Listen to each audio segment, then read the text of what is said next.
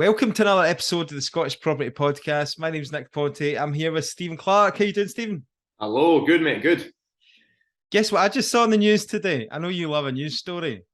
I get my news stories from you, Nick.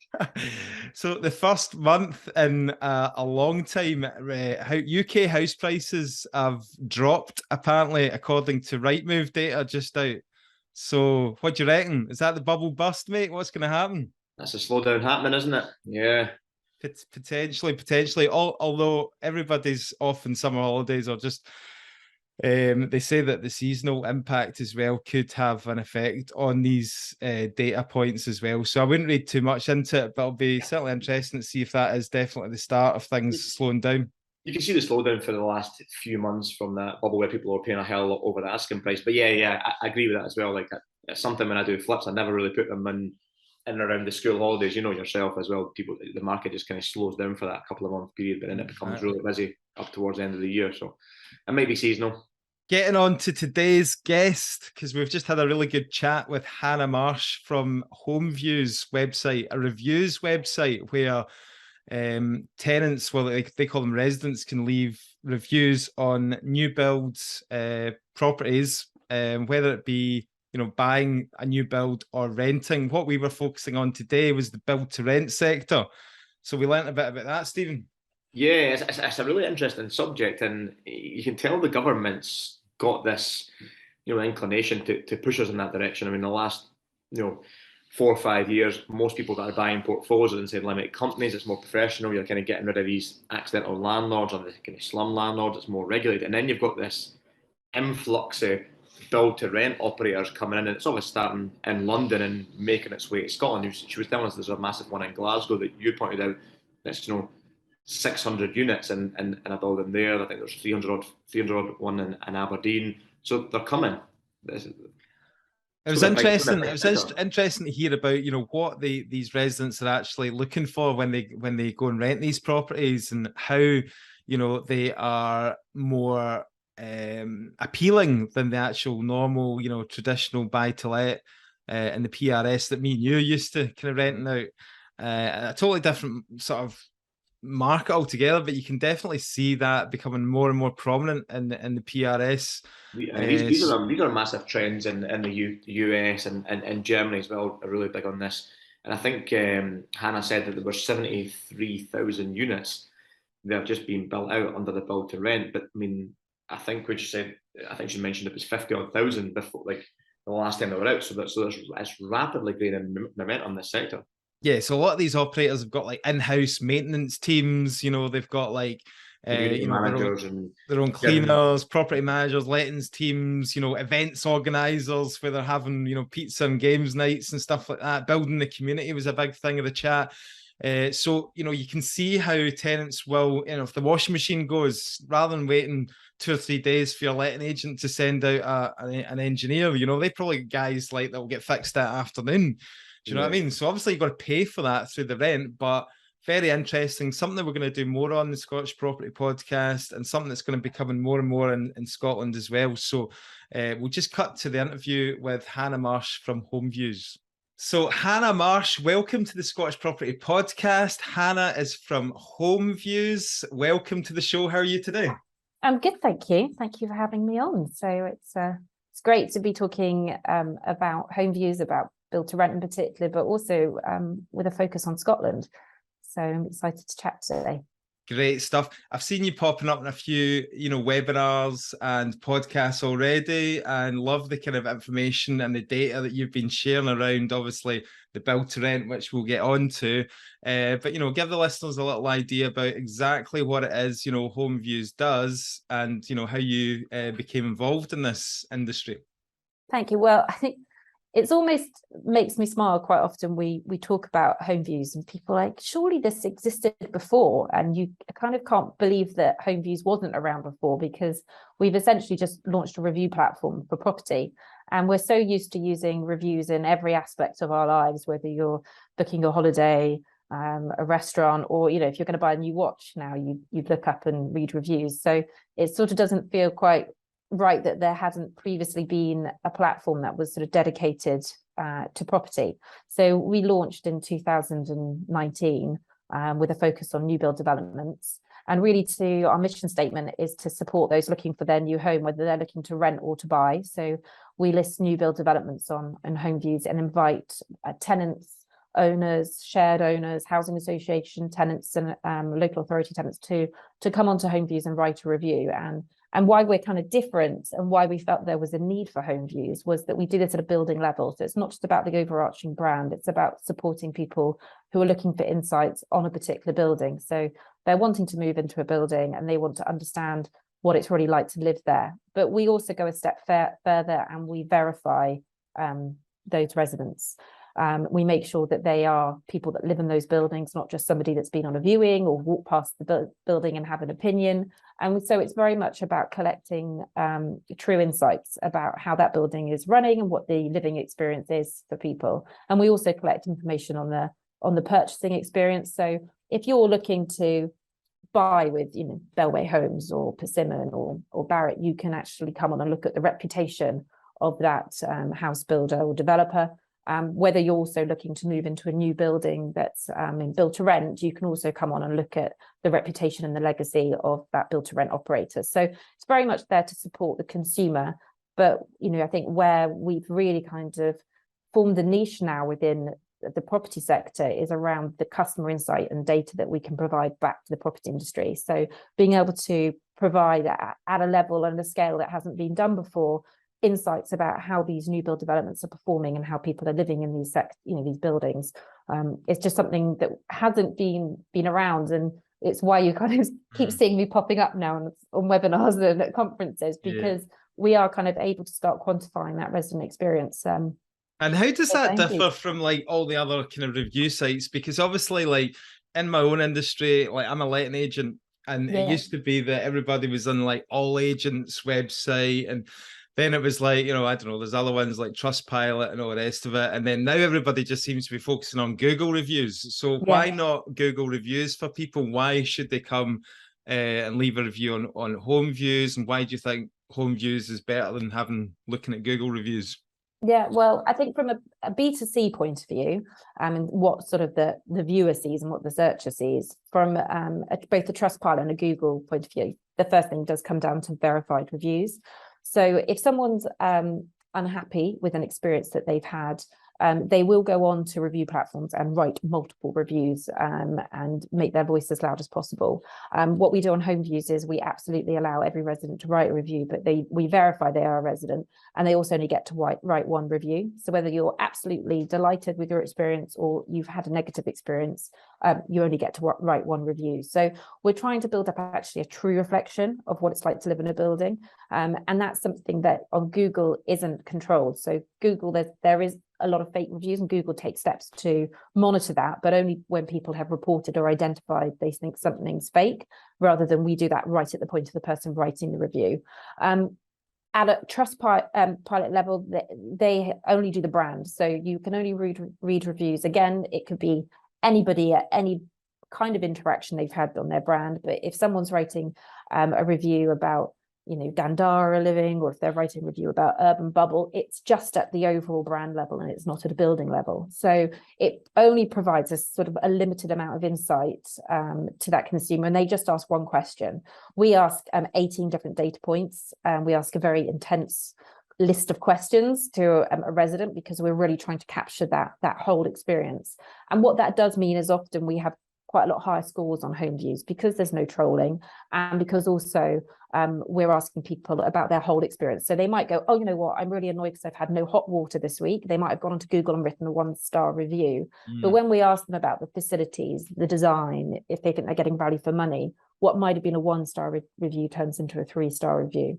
And I think just to finish that off, because we ask those 18 data points, what we then provide back to the industry is a huge amount of insight and reporting on how residents are valuing their experience and what is actually driving customer satisfaction for them. So we're really kind of that mix, but a hybrid between a kind of review platform that's really trying to sort of provide qualified, accurate information on what it's like to experience that property brand, but also we're kind of like a customer service research company almost for the business, where we can provide back a huge amount of detail and benchmarks, importantly as well. We can give you a benchmark to how you're performing as a business versus the rest of the industry.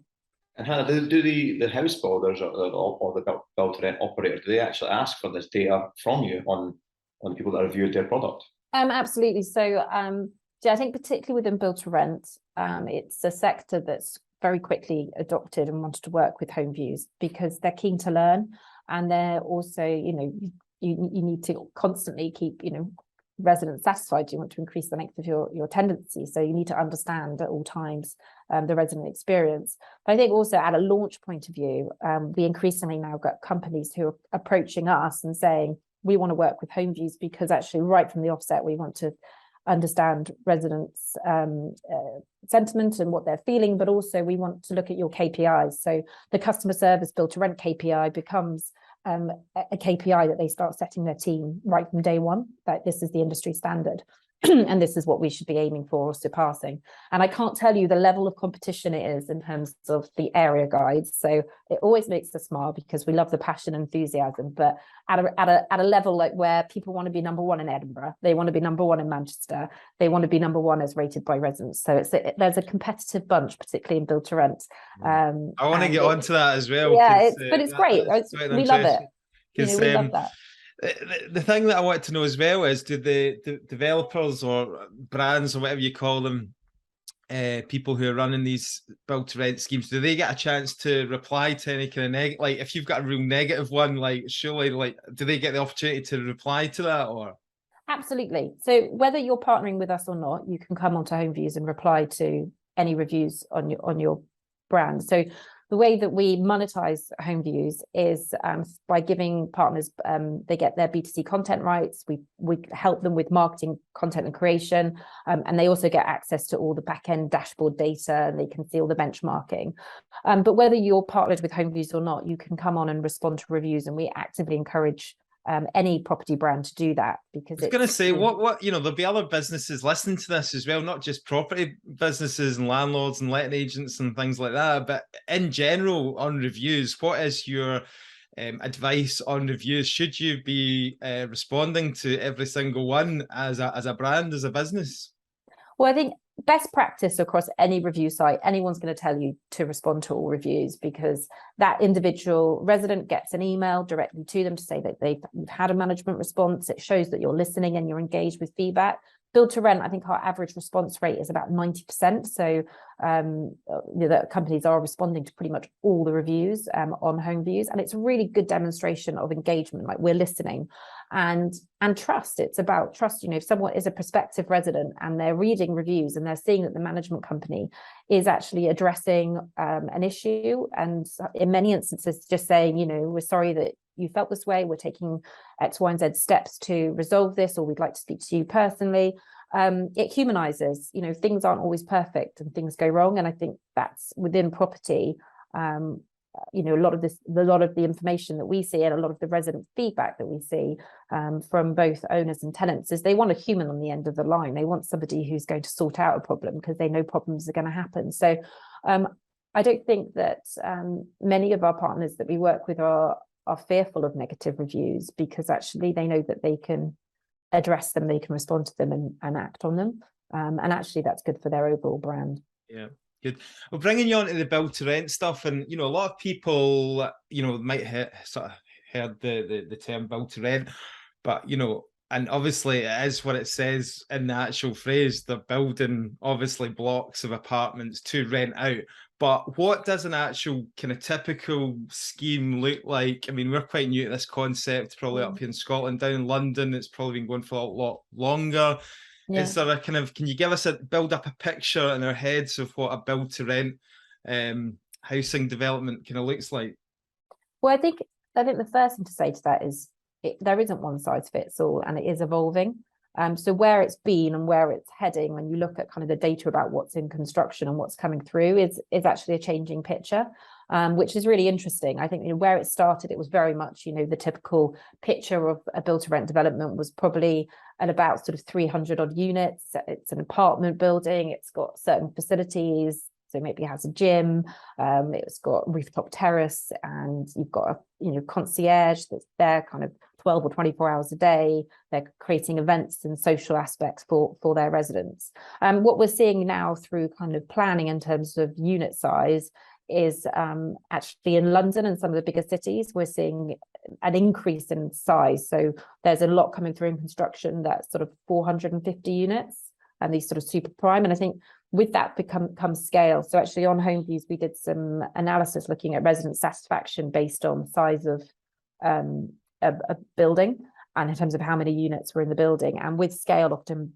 comes the ability to add more amenities, more concierge, more repairs. And actually the ratings were higher on average for developments over 350 units when we looked at our review data from last year. Regionally, there are, I think it's increasing. I think them in sort of sub-region areas, so smaller regional cities around the UK. The average unit size is about 200. But what we are now seeing is this growth in single-family housing, and there's an increasing number of brands like Simple Life Homes. It's a good example where there are housing developments. So, and these are geared more around a family setup, and they're usually in more regional locations.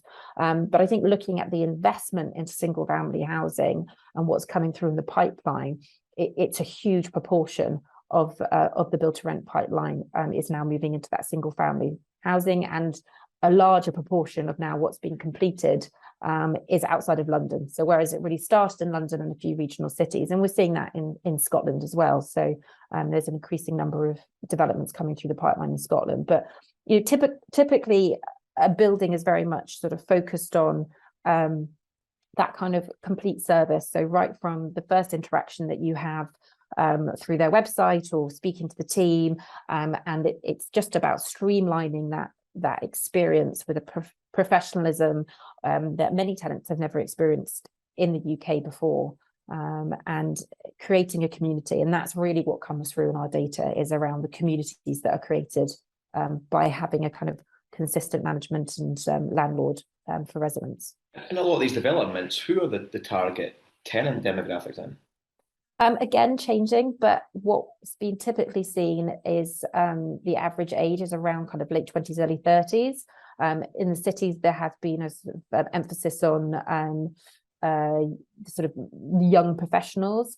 But I think that, again, the single family housing demographic is changing that.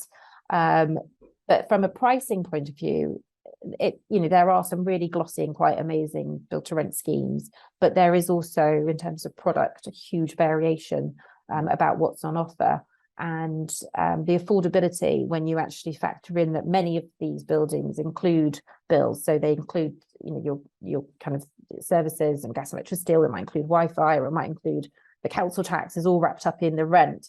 So often, if you're looking at a like to like and actually looking for a rental development versus renting privately elsewhere, it's actually very equivalent in terms of affordability. So the BPF actually did a really interesting report started this year, which looked very much at the demographics, and it's very much in terms of average incomes and of tenants that are living in these buildings. It's actually very consistent with the wider rental market.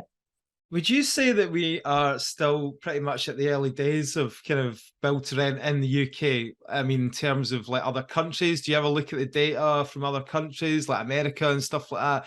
Because it's interesting what you're saying about the single family houses and stuff like that. I always had in my head that it was just like big high rise apartment blocks, like you say, gyms and all the kind of communal spaces and all that. But I have seen that they're quite big on that in the States as well, aren't they? They kind of building up these massive communities just where everybody is renting. So is there any kind of like, are we taking kind of inspiration from other countries on this? And is there any other countries that you've looked at that are good at doing this kind of model? Well, absolutely. I mean, the US is multifamily housing is incredibly established in the US, and that's, I think you often meet Americans who are renting or looking to rent in the UK, and they kind of can't quite believe the difference in sort of the rental market and the traditional buy to let, and that they can't find this on scale in the UK yet, because it's so established other markets, and particularly across Europe, and Germany is a very established market. I think last year some of the data from Savills was around I think 28% of all investment in property was into single family housing in Europe. And you've actually look at the pipeline investment in the UK, the pipeline's huge, but versus what's actually complete, it's something like I've got some sort of stats actually. I think it's about 50,000 units are current. No, that's no, it's in the latest ones, 73,000. There you go, from latest BPF Savills data, 73,000 units are currently complete for build to rent across the UK.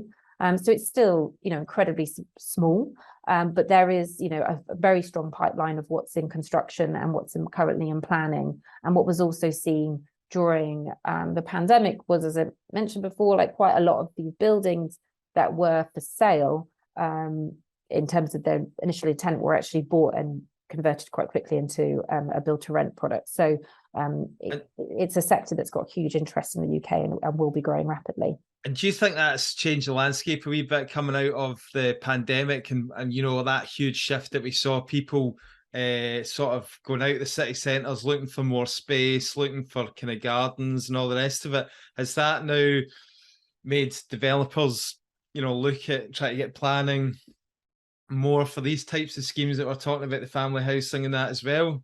Yeah, absolutely. The growth is outside of London and major cities is huge, and a lot of the secondary cities and commuter belts. Absolutely. And there's a lot of data. You can look everywhere. There's a lot of data about what's coming through in construction and planning. I think from a kind of, where are residents looking for to live, and I think you can look at, there's a lot of data published by Rightmove and Zoopla around locational trends. We've seen it ourselves on HomeViews, so we're going to be launching our location report in September, and in that report we actually look at ratings for location from residents in urban and suburban areas, but more kind of looking at London compared to regional, and you can see that huge kind of ratings increase. People looking to move out of city centres. London has basically recovered and come back to the pre-COVID level, but actually some of the regional, the level of satisfaction and the location ratings are continue to be incredibly high, and much higher than pre-COVID. It'll be interesting because, like, a lot of employers, have said, well, maybe coming to the office, 2 days a week or something like that, or like you can work from home now, like 100%. Yeah. So like people are just going to the outskirts because they can get either cheaper rent, or if they're buying, then they can get cheaper house prices, more space and stuff like that. So we've definitely found that on the lettings front as well, like properties on the kind of outskirts of Glasgow, where usually you wouldn't have a huge amount of interest, like now they're like really like flying, because people are just happy to work from home now. They just want that extra bedroom and stuff. So yeah, I think there's I saw a recent report from Rightmove. They were saying that the change in just demand from people looking from studios for 1 beds or 1 beds to 2 beds, you can see people are looking for that increased space because they want to work from home. And a lot of these build to rent developments offer sort of have basically a sort of working space, like a mini WeWorks within the building for those living there. So yes, absolutely. I think it's only time will tell how this trend continues. And yes, there is obviously has been a lot of people going back to cities, and there's a lot of companies that have required people to work in the office. But if you're only having to do a sort of a longish commute 1 or 2 days a week, that's a decision that I think lots of people are now more willing to take. And you mentioned there, Hannah, that it was 73 units that have been built in the build to rent. Over what period of time was that? 73,000 units, yes. So completed. So I mean that's all the way back when. So I don't know the actual start date from the Savills data, but back in. If it picks up momentum, then it could help the housing shortage quite a bit. This sector. Absolutely. And I think, if you look at sort of London boroughs and councils around the UK, build to rent is a huge part of the pipeline that's in planning applications. But I mean, it is growing, but you can only kind of grow it unless you're kind of acquiring. It can only grow at a rate. So, back in Q2, I think it was, I think the latest data was something like that. The completed units was closest to sort of 54,000, and now it's sort of 73,000. So it's growing quickly as a new segment, but compared to the wider rental market of sort of 4 million homes, it's still very small. It can also only grow at the speed of the money supply as well. So, going to obviously you're involved, you go to meetings, webinars, you're dealing with a lot of these people who are in this sector, where's the money coming from? Where's the investment coming from? And who are the developers that are getting involved? Because, they're building them at scale. It's not just like, it doesn't really make sense, does it, to build, a dozen houses or something like that. You have to kind of go at scale with this sort of stuff. So who's getting involved in this? Well, I'd probably say my short answer, which I'm not an investor, I'm not selling the space, but it feels like everyone at the moment is getting involved in the space. So, I mean, during lockdown and the pandemic, I think build to rent demonstrated itself as a really stable part of the property market. Rents were being paid, they're being well managed. The data that was coming out of build to rent into the investment market showed itself as a really kind of sort of solid asset to be investing in, and it continues to do so. And I think, speaking to the companies that we work with who are inviting residents to write reviews on HomeViews, they're all they're fully let the whole time. They have the market is buoyant for them. So we can see that through the classic investment companies that you kind of expect to be seeing in the sector, but I think also just some of the more traditional house builders.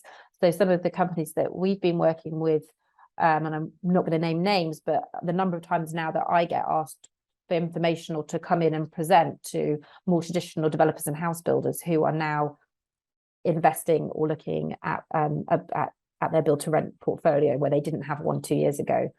So a lot of those haven't announced any building or investment in the space, but they're all talking about it.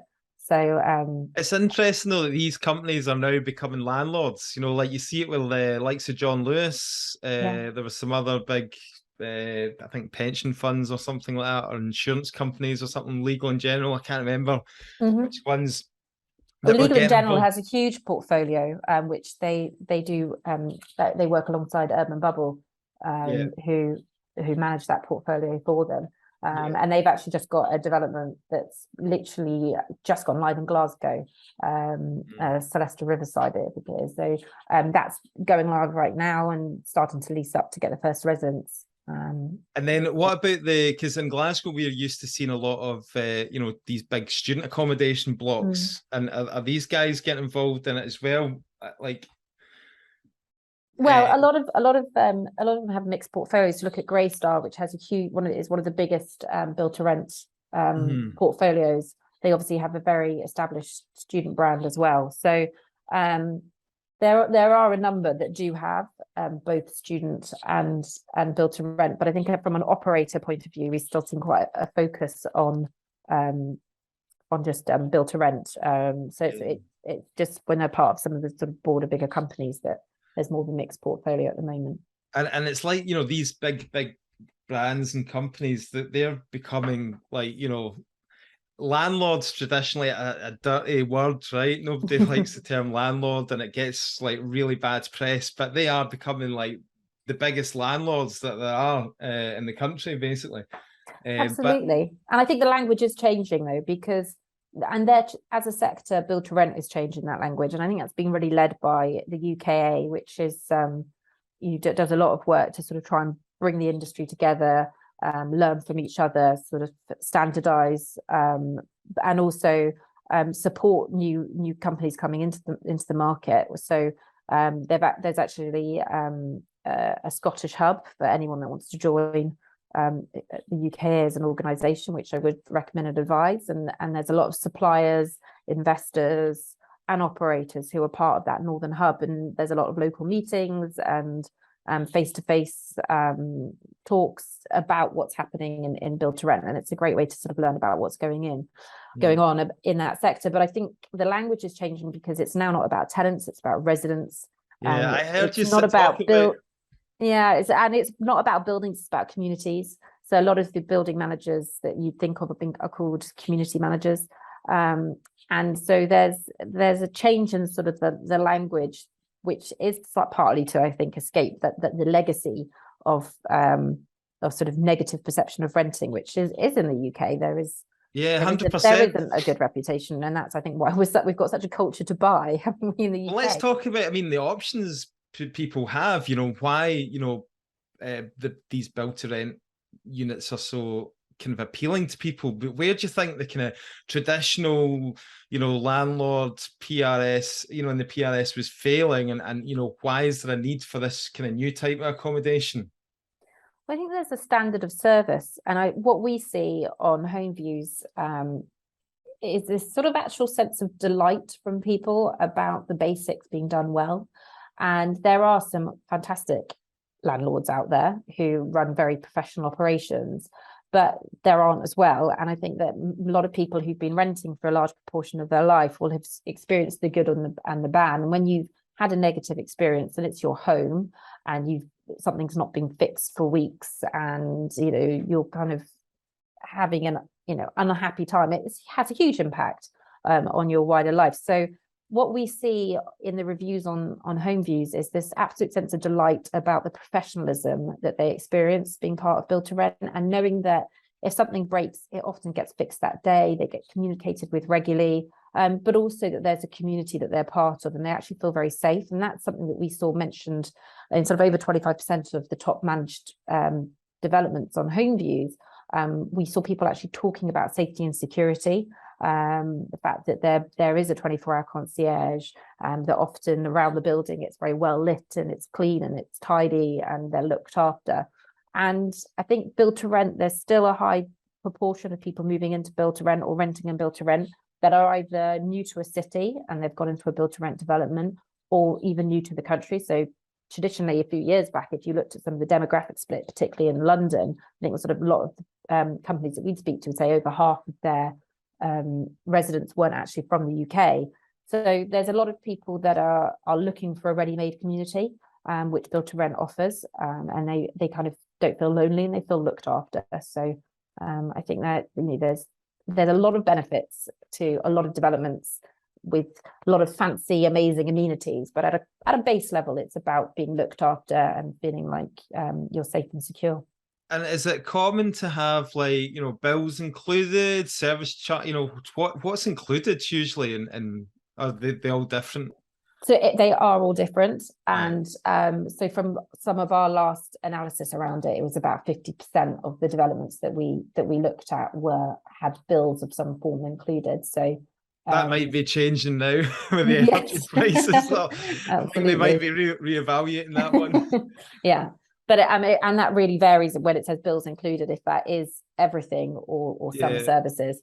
But there's a lot that will do that kind of full package for you, so you don't have to think about anything. And that includes quite appealing to the resident, with the rising energy costs, that they can get all of those included in it. They know that they're kind of on a fixed rate and everything included, without having to worry about the cost of living keep going up and up. Absolutely, and I think also just even ease. I don't know about you, but I moved house during lockdown, and I had to wait 10 days for my internet to get set up, and you're working from home, it's a nightmare. Whereas actually for a lot of most build to rent developments, you move in and the Wi-Fi is set up and everything's sorted, and you don't have to kind of go through that kind of pain process that you often experience when you're moving into a new home in the UK. So there's a lot of convenience that comes with build to rent. And one of the biggest things, which is very popular when I shout out about it, is parcel rooms, parcel delivery. Oh, yeah. We are an Amazon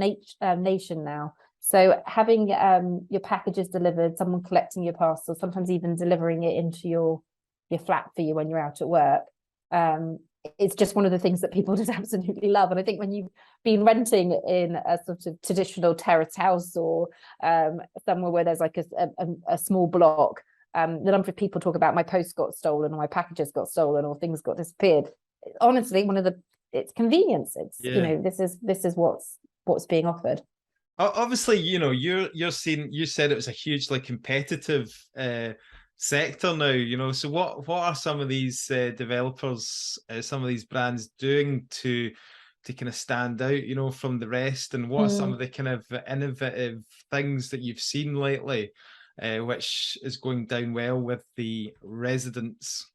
Yeah, well, I think it's the value adds. So if you're looking to be a top rated development by residents on HomeViews, then you can get a very good rating by doing the basics really well. But when you will get a very high score, when you're going to get 5 out of 5s, it's because you're offering something that really delights them. So I think, as an example, you can look at Virtus, who've got a number of developments are now in Canary Wharf, and they offer a sort of level of premium 5-star hotel living to their residents, and they are obviously at the top of the market, both from a location point of view and price. But what they are offering is high quality design, interiors, everything that those residents experience feels like they're living and staying in a 5-star hotel. And that's reflected in very high ratings on HomeViews. But there are also just these humanizing smaller factors that we've seen about a friendly front of house team, a team that knows people's names, that engages with residents, and people feel part of the community. And it's also the little frees. So we saw, I think it was 14% of our reviews last year for the top rated developments. People actually used the word, I loved the free beer, I love the free events, I love the free gym. And it's these, and it's like, they're not actually free because you're paying for them somewhere in your rent, but through the rent. you are paying for them somewhere. But it's this perception of the little add-ons, and when the team is going out of the way. And we saw that. I mean, Fizzy Living is a brand that I always feel very passionate about. We started working with them when HomeViews first launched, and their brand is all around pet friendly, and they have pet stations and treat stations for pets, and a number of people who wrote reviews saying, like, I had to go out all day and they walked my dog for me. And it's almost like, make the pets happy and you make your residents happy. So I think it's understanding your audience, understanding your brand, your positioning, and it's about that sense of delight. And you can see it at a broader level from a marketing point of view. There's a lot of brands like Moda's really focused on wellness and does a lot of kind of wellness. They've got a development, the McEwen in Edinburgh. I think they've got a couple more in the pipeline. They've got them coming in Glasgow, I believe. So there are a number of operators and brands that are kind of positioning themselves around a key message, to know that they're going to kind of connect emotionally with residents. And that's really where you see that kind of sense of absolute delight and very high scores on Yeah, that's interesting. You must have fun. Do you go around visiting some of these places as well? Like, do you... We have, a lot of operators have been very kind at sort of, giving us tours and taking us around the buildings. We actually, so when we first launched HomeViews, we had what we called ground team. So we went out to get reviews. We actually had guys and girls in HomeViews jackets and iPads, and we went and visited all these buildings, and we stood outside buildings, both built to rent and built to sell developments, and invited residents as they were coming in and out of the building to write a review. Right. And so we actually visited a huge number of developments. Then lockdown happened, and we actually turned to postal mailings. So whether you're partnered with HomeViews or not, we will go out and we proactively collect reviews. And part of that is because we're obviously from a brand awareness point of view, but also to collect data at a broader level. So to be able to give the industry benchmarks, we collect data whether you're partnered with HomeViews or not. So yeah, I've seen lots of buildings, which is great. What about, I mean, obviously the big gripe that you hear a lot of people, well, up here anyway, I don't know what it's like down with you, but is the lack of affordable housing in this country. So, you're talking about the 5-star service and all this. So, okay, there is a market for that. But what about the people who just need good, safe, clean, housing that just functions properly? Have you seen anybody, doing well in that sort of space, or is that more kind of social housing and housing associations? Well, there are absolutely brands that are targeting a sort of different sort of price level and demographic. So I think a great brand that has a number of developments all over England is A2 Dominion, and they offer a more affordable level of private rent. And their developments score really well on HomeViews. They don't compete necessarily at the top, but they don't offer all the facilities, and they don't, in many instances, some do. They don't offer a concierge necessarily, sort of more than 12 hours a day. They do have a couple of more premium developments. They've got one in Nine Elms, Keybridge, which has a swimming pool. So they do have a few, very nice developments, as it were. And they're all very nice, but if you compare them to the Virtus, they are offering a more kind of affordable option. But yes, we also collect reviews from private tenants, housing association, local authority tenants across HomeViews.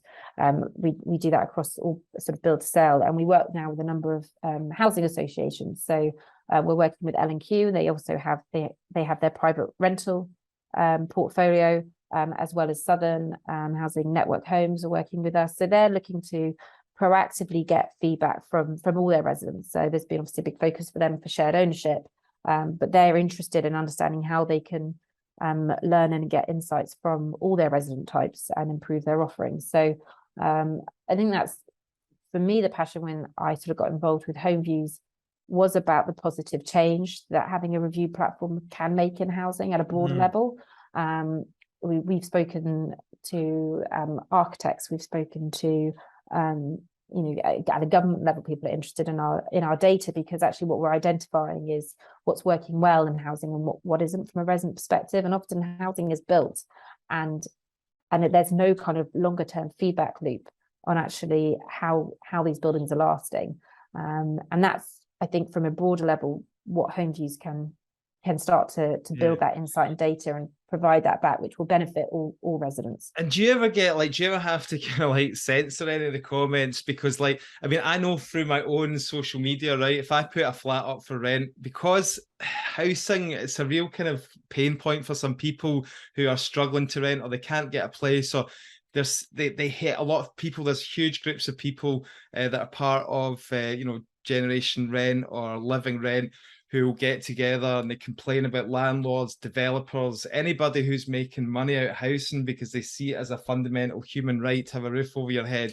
They get together, and I get absolutely slated online. Some of my places that I put up for rent, whether it be they think that the rent's too expensive or it's not good enough up to, all the properties we put on a decent standard, don't get me wrong, but you're just never going to please everybody, and there's a lot of haters out there, I call them. So do you get that through your reviews? Do you get a lot of people really coming in strong?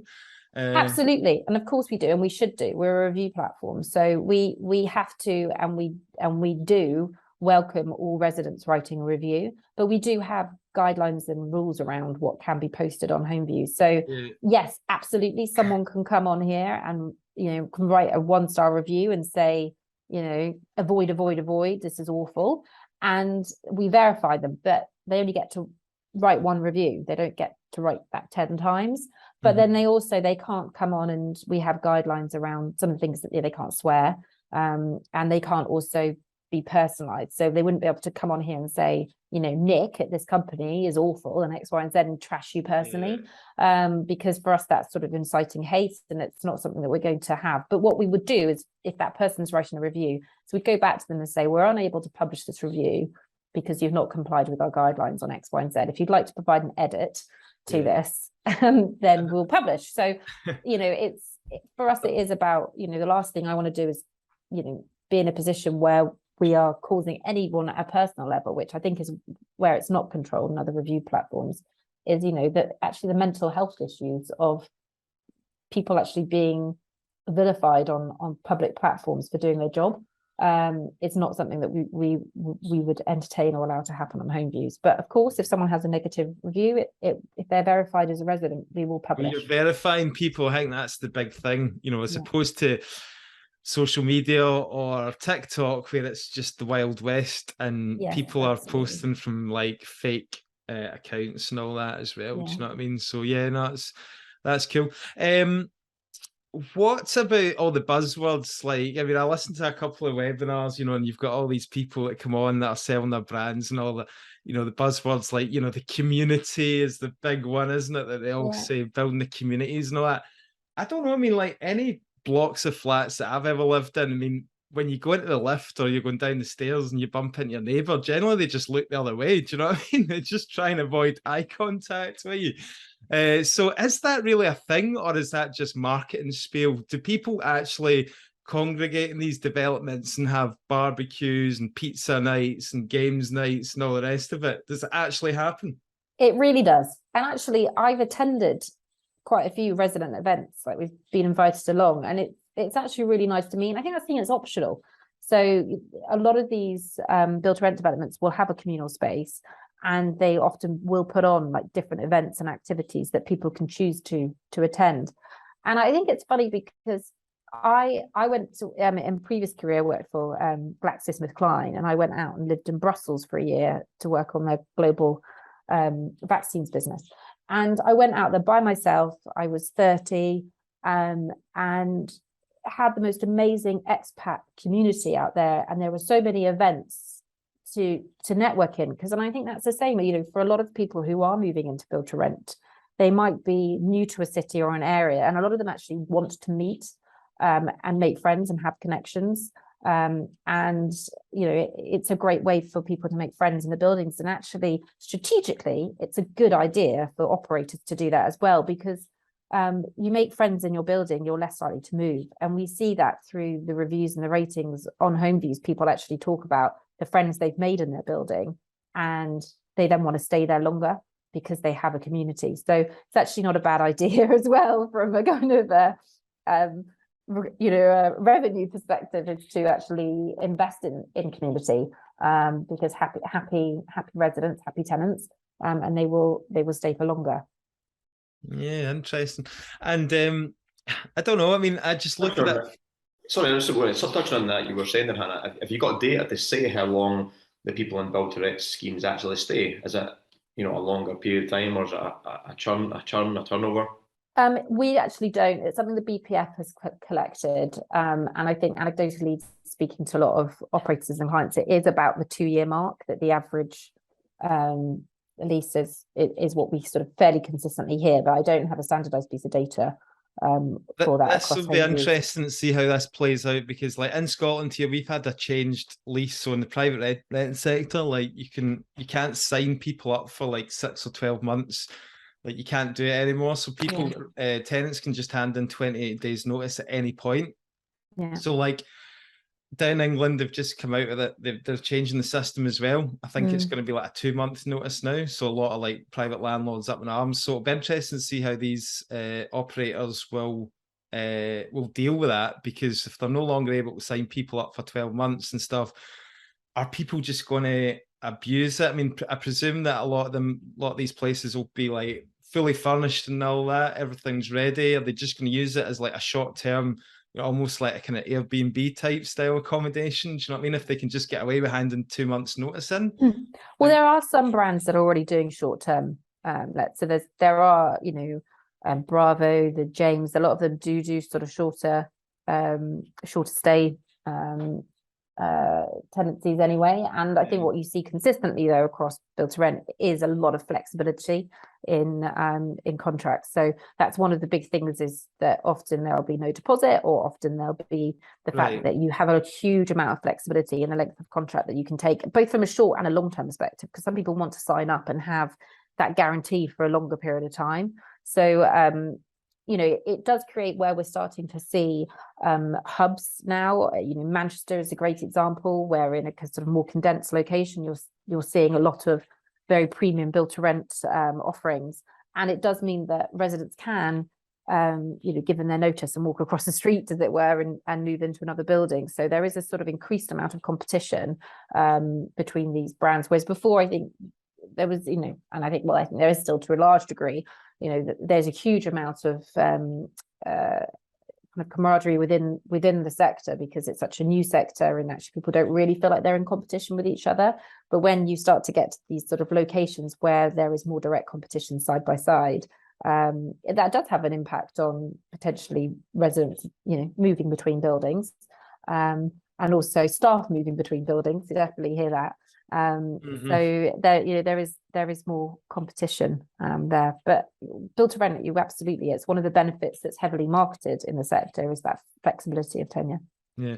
And what about, just lastly to finish off, obviously there's a lot of problems in the economy at the moment, rising interest rates, record high inflation.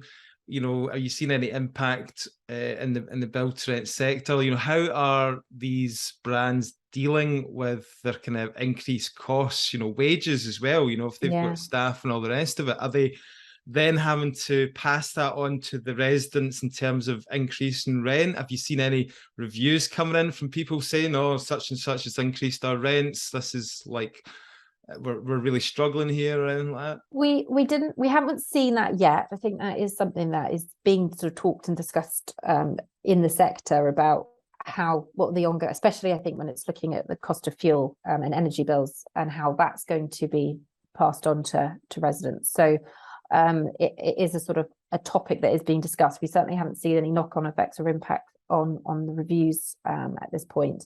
And the value score for build to rent is a score that we ask all residents to rate the facilities, the design, the location, the value, and the management of their building and their lived experience. And the value score is a score that every year has gone up. And over the past year, the average on build to rent was 4.1 out of 5 for value. So that's about a perception of value, whether you're in a more affordable build to rent product or the versus, at a more premium level. We see this very hard kind of perception of value for money for what people are getting. So yes, it's something we'll continue to track over time, but it's not something that we've seen an impact on yet. Do you ever do any comparisons with like your traditional kind of just buy to let apartments, like compared to these more professionalized schemes in terms of like cost of rents, etc., like that? Absolutely. So we do, every year we bring out a free build to rent report for the sector. So the last one came out in March. It's very detailed. It's all available on our site. And in that we actually compare build to rent as a sector and the resident ratings and reviews this past year we actually covered 64% of the completed developments in build to rent across the UK. So we had representation of reviews from 64% of the buildings that were complete at that time. And we compared that to resident tenant ratings within build to sell developments. So someone renting in a Berkeley Homes or a Ballymore or Bellway or Persimmon, someone who's renting in a new build product, and compared that, and on every data point, build to rent scores more highly than a private tenant living in a new build development, often with a lot of facilities, but their landlord is sort of Mr. Joe Bloggs, who's bought that flat and is letting it out, versus being part of a more sort of overarching landlord. So this is what we're up against, Stephen, as the smaller landlords. We have to up our game here. We've got to put gyms and communities and summer houses in the garden to keep our tenants in longer. I'll be turning up with free Dominoes for the tenants, don't worry. Well, I think the thing is the scores are still good, but build to rent is just offering something that a lot of people haven't experienced before. It's a total different level altogether. But it's really interesting to see it evolve and develop, and on our doorstep as well. I mean, anybody that's familiar with Glasgow, if you go over the Kingston Bridge and you look immediately to the west, you'll see a massive development going up there. I think it's like 3 buildings, 16 stories or something like that. Dundara, I think it is. So I think they've got like 600 flats going up down there. But you can read at Dundara, they do incredibly well. They actually were the top rated developments we do awards every year for the sector. Right. And they're always sort of up there winning. So as an both an operator and a building level, and so it I'm sure it'll be another success for them. You were saying you did have a couple of stats in Scotland, there's Yeah, well, I think from the BPF Savills released data on the pipeline and what's sort of in construction. So I was having a look at their sort of the latest data cut that we'd seen from them, and there's 8, I think now 9 completed developments in Scotland. There's a further 10 or 11 in construction. And in terms of split, so the ones completed, I think there's 3 in Edinburgh, there's 2 in Glasgow, and there's 3 in Aberdeen. And in construction, there's 6 in Glasgow, 4 in Edinburgh, and 1 in Perth. So there's more coming through, but in terms of units, it's still very small. So the 8 completed from that data, there's 1,200 units, and the further 11 in construction is just over 3,000 units. So it's still very small as a unit size, but it's rapidly growing and being invested in. So okay, so just to wrap up, Hannah, I really appreciate your time today. How can people use your service, or clients that are listening to this, maybe potential clients who want to use your service? How can people get in touch, take part? Thank you. Well, HomeViews is an open platform, so people can come on and read the reviews. You can search by developer or operator or building or location. You can come to our area guide. So it's a public platform to come on and read the reviews and look at the overall ratings. But if your brand is on HomeViews, or you're entering the space and you want to collect reviews from your first residents and start to build that front foot of understanding your resident experience, then please do email me at hannah@homeViews.com. So delighted to speak to you. Great. Thanks very much again for taking the time. Thank you, Nick. Thanks, Stephen. Thanks, Hannah. Cheers. Thank you.